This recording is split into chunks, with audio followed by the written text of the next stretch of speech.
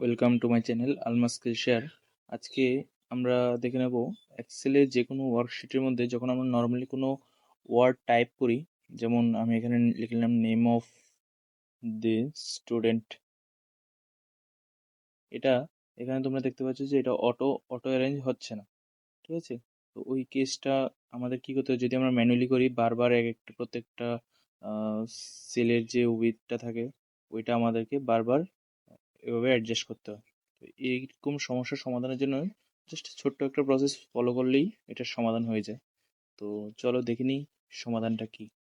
First of all আমি এটাকে delete করে দিলাম।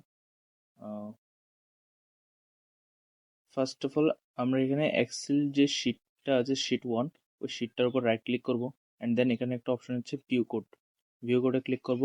করার পর এখানে আমরা জাস্ট যে জেনারেল শিট আছে ওইটাকে চেঞ্জ করে আমরা ওয়ার্কশিটে নিয়ে যাব অ্যান্ড এখানে টাইপ করব সেলস ডট এন্টায়ার কলাম, এই যে entire column dot auto fit, auto fit, ঠিক আছে? জাস্ট আর কিছু করতে হবে না, এটাকে ক্লোজ করে বেরিয়ে যাও অ্যান্ড এবার যে তোমার যা ইচ্ছে টাইপ করো। মনে করো আমি লিখলাম এবার students name, students ID number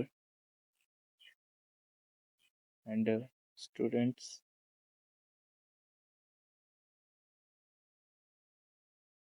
signature of the students. তো এখানে তোমরা দেখতে পাচ্ছ যে প্রত্যেকটা সেল অটোমেটিক অ্যারেঞ্জ হয়ে যাচ্ছে আমি টাইপ করার সাথে সাথে। তো এভাবে আমরা এই সমস্যাটার সমাধান করতে পারি। Thank you for watching this video.